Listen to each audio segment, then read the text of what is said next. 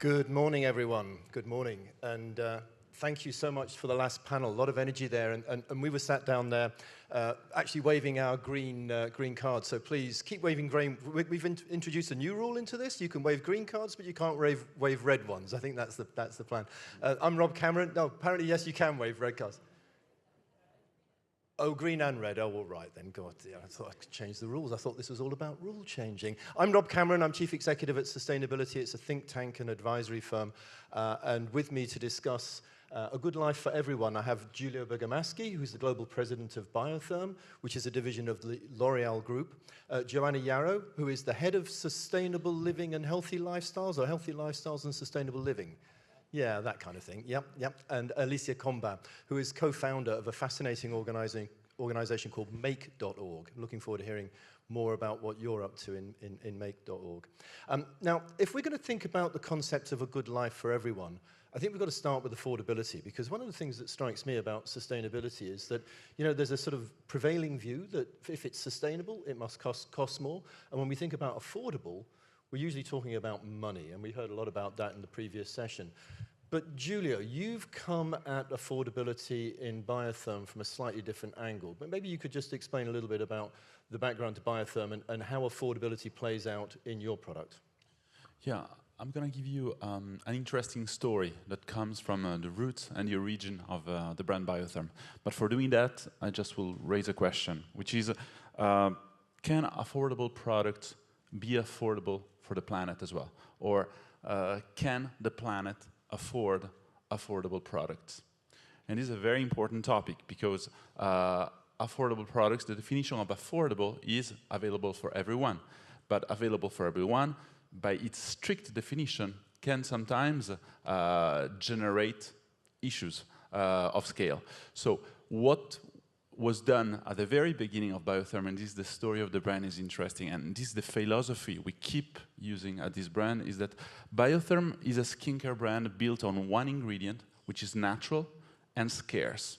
So as all natural ingredients, they are not infinite resources, they are scarce.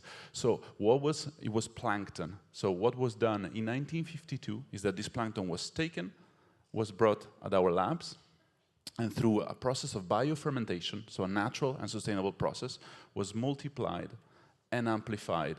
So it means that a natural, scarce resource was, through biofermentation, multiplied and made available to all without harm. So this is extremely interesting, I think. So how can we look and seek for natural ingredients and at the same time make them available to all?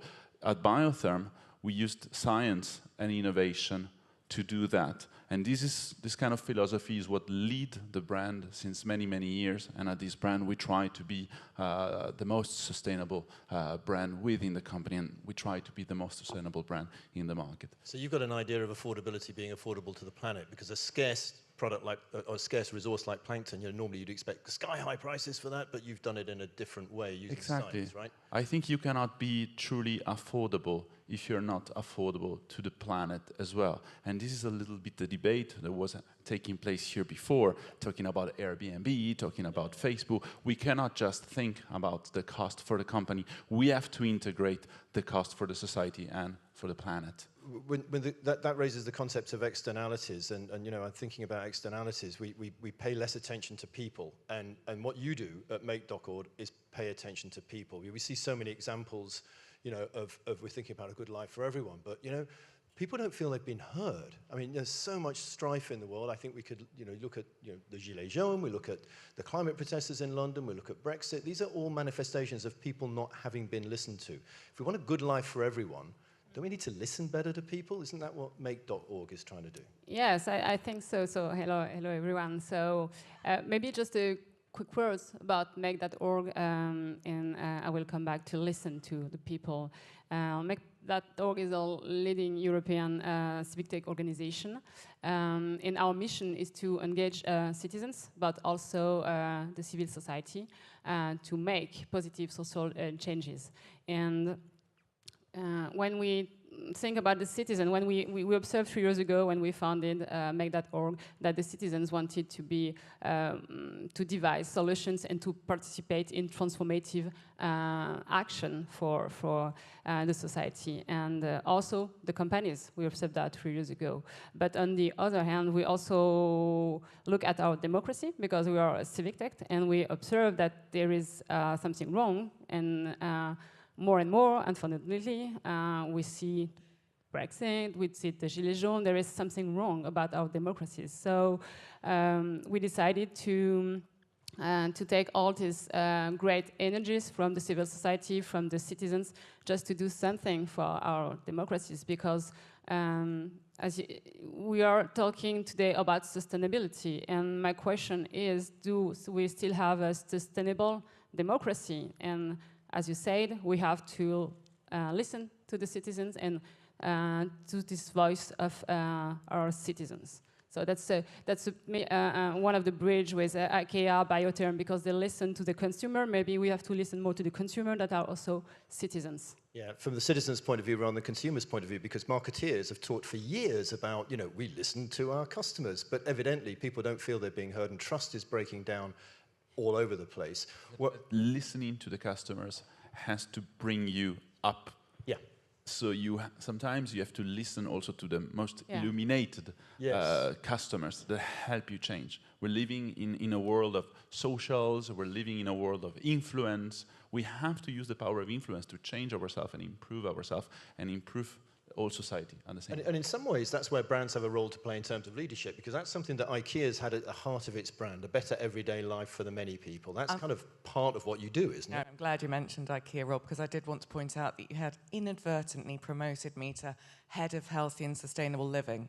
Full stop. Oh, did I not That's mention quite IKEA? a big job sorry. title. Only at IKEA. I'm Head of Sustainable and Healthy Living I just at think IKEA. of you as having a broader reach Enough. than that, Joe. Yeah, so IKEA was set up 75 years ago with, I think, quite a big vision even then to create, as you say, a better everyday life for the many people.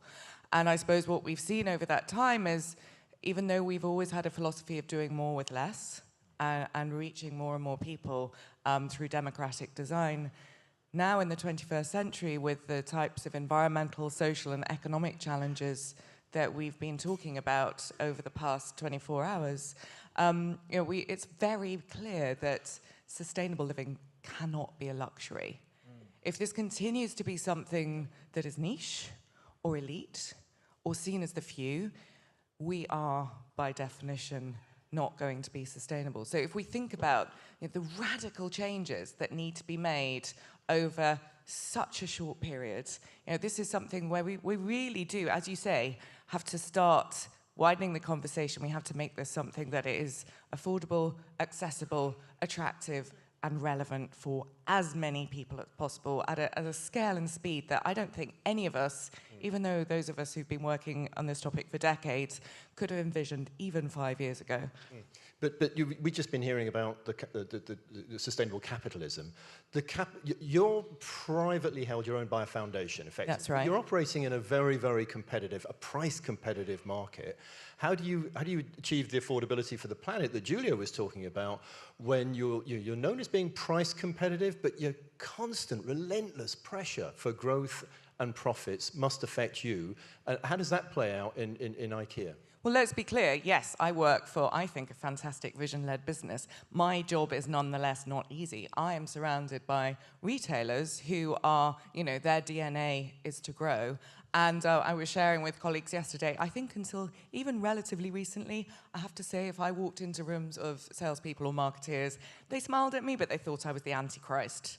There is still this perception, even in the most forward-thinking companies, that sustainability and growth are at odds with each other. And that's the biggest nut we need to crack. So I think for us, it is about, if we want to achieve radical sustainability and if we want to achieve radical affordability, for IKEA, even though we are very much about affordability, our products are only affordable to about a quarter of the population in the markets where we operate. And that, so, just a moment.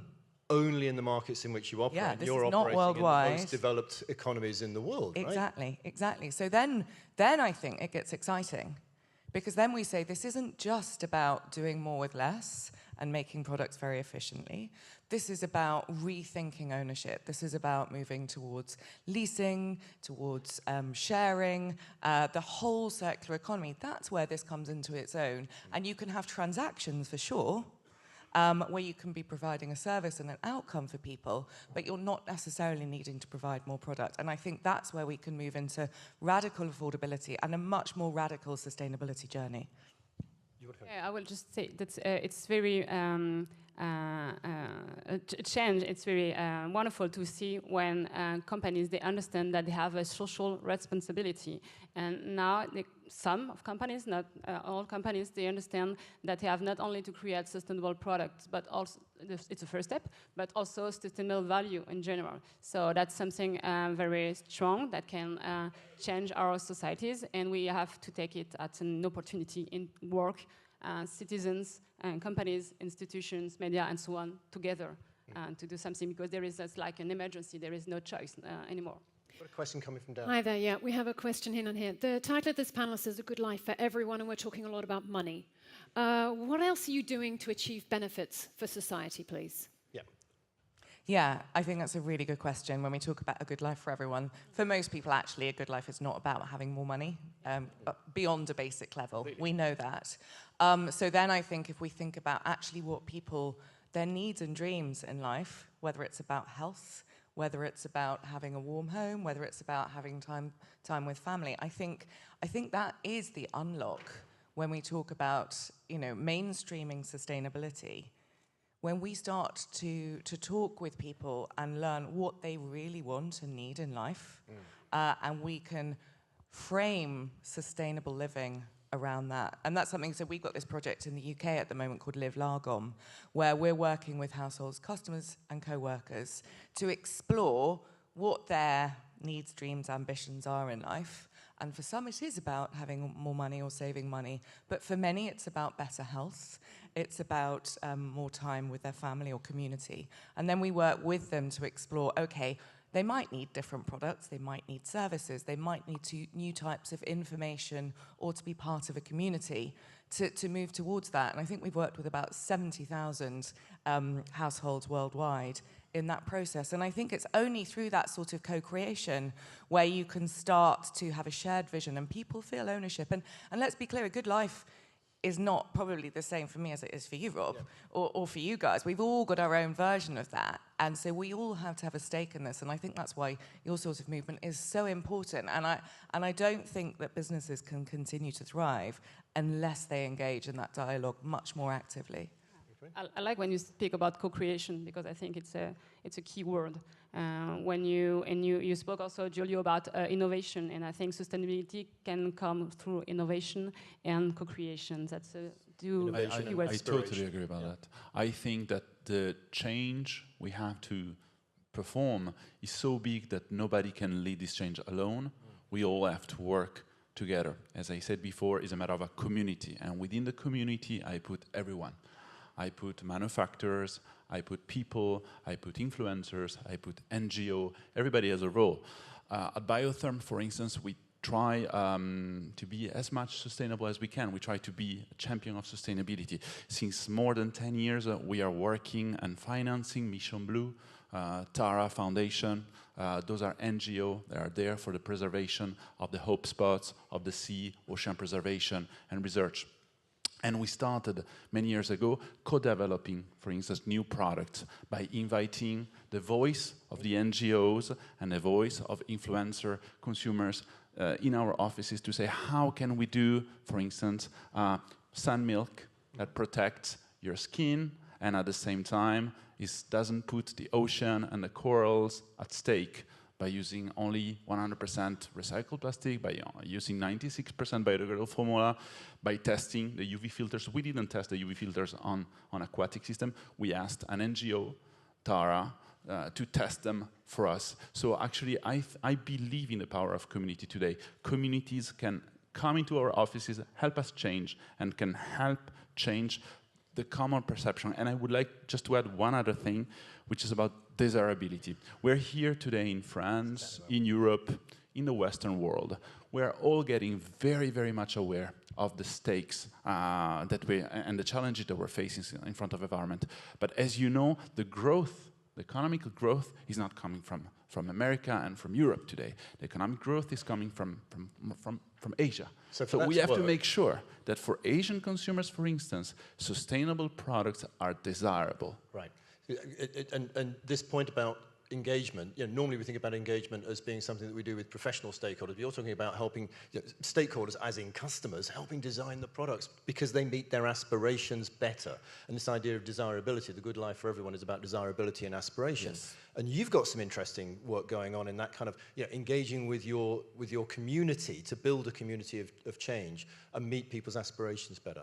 Yeah, that's right. So I mentioned this Live Largon project that we've had in the UK. That's gone from being a tiny little project that, we're a corporate, we're scared about what the outside world might think, to now 5 years in being, actually, that's not a project anymore. It's a way of doing business.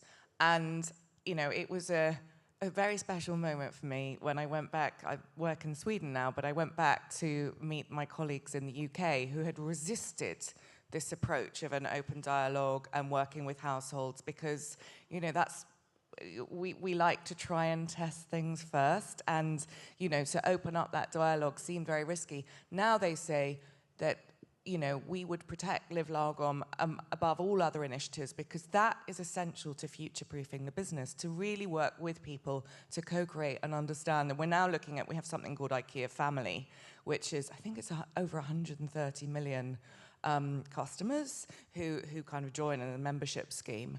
And we're now looking at how can we open up this approach of co-creation and understanding what makes a good life and how can we achieve that together in a more sustainable way.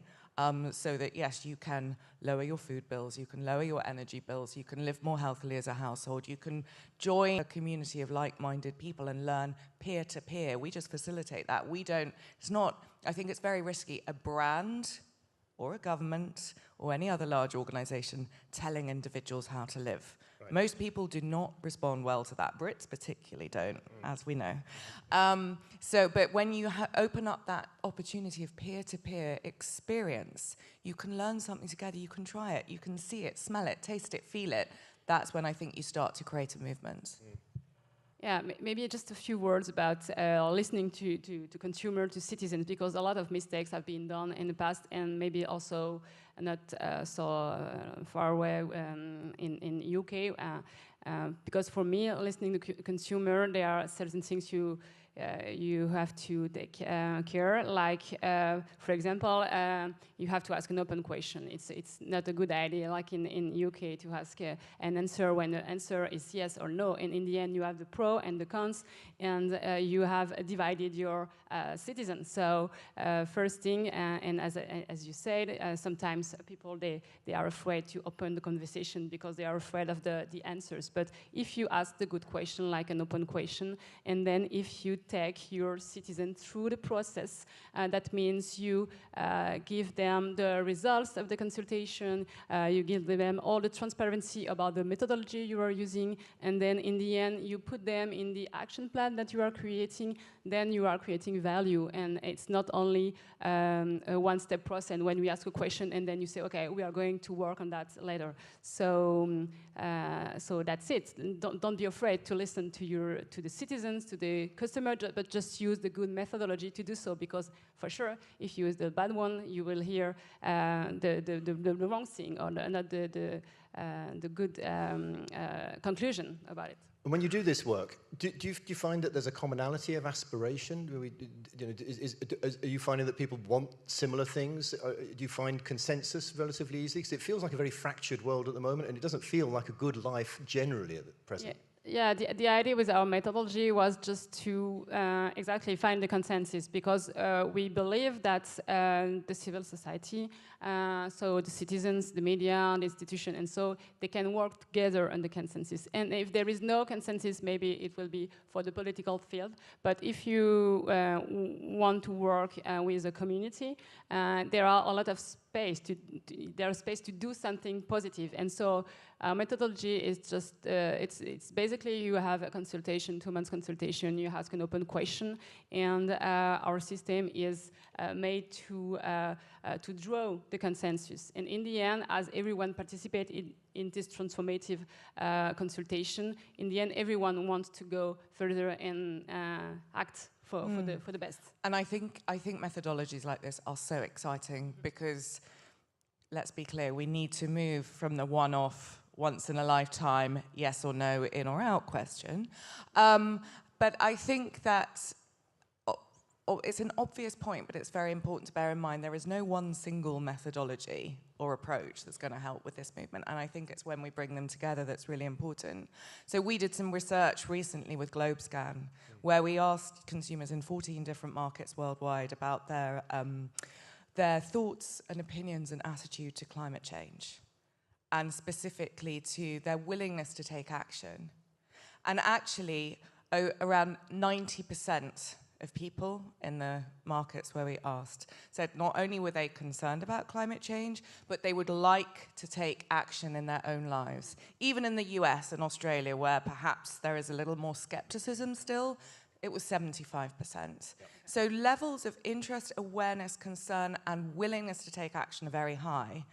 But at the same time, when you ask people to name positive action they felt they could take, 3%. Incredibly so disempowering. you see, we can ask people the questions, but unless we provide them with the opportunity to have experiences, to try out positive things that they can change in their own lives, it still remains a dialogue. And I think it's very important. We can all, as brands and different organizations, bring this conversation to life, both of giving people a voice, but also to having an opportunity to experience something different and work out what they would like, what they could do, and how they can take action. That's when it moves from conversation into movement. Yeah. And that way you don't get too far ahead of citizens, shall we say, because there's a risk that brands can't preach. Brands, if they're going to be community builders, have to listen very, very carefully and not get too far ahead. And we've all seen examples in the past of when that happens. So in order to avoid that, and keeping an eye on the clock, a good life for everyone. In terms of advice to the people in the room, what would be your, we've heard about aspiration, we've heard about affordability. What are the key, and listening, what are the key things, what are the takeouts for people? In a nutshell. Alicia, come to you first. Oh, really? Yeah, no. So a good life for everyone. I mean, for me, we talk about luxury, and democracy is not a luxury. So I'm maybe not so positive today. I think that our democracy are in danger. So we have to have still a good life for everyone, to work all together on the subject to make impact, and impact is one of the key words. And take that further, a kind of coalition really needed across citizens, brands, business, broadly, governments. There's a lot of, everything's very siloed at the moment, and we don't seem to join these things up so well. That seems to be part of the problem. Do you want to pick up on that? I think I would build on that and say the power of experience. Mm-hmm. Giving people the opportunity, whether it's in the way a place is designed, whether it's in the way a home is designed, whether it's something that you could eat, or some entry-level way of saying, this isn't about some sort of living in a cave with the TV switched off future. Because that is not a good life for anyone. This is not a good life for anyone. This is what it could be like, taste it, smell like. Is this, how would this work for you? This doesn't need to be exactly like that, but let's accept changes coming, let's build on it together, and just get people actively involved. So this can move from being some academic, science-based or political topic to something we're saying, actually, this is something that I could benefit from, I could enjoy, and I can see others around me, a little bit like me doing this. I'm on the ride. People like me, yeah. Giulio? Yeah, and I just think that everybody is willing to change, but everybody is just asking how to change, and a lot of people, they don't know how to change. So that's I believe the role of community. That's the role of NGOs, not to attack but to work with company, to work with people. And I believe even in luxury, luxury is not exactly super democratic, but in luxury the word luxury comes from luxus, which means excess. okay? Doing things differently. Why can't luxury in the future doing things differently in a sustainable way? Why can't luxury in the future being excessively sustainable? You know what I mean? I'm provoking, of course, excessively sustainable and setting the bar at a higher level and making sustainability the new norm of desirability for everyone. The new norm of desirability for everyone. I think we'll leave it there. Thank you very much. Thank you for joining us. Thank you. Thank you.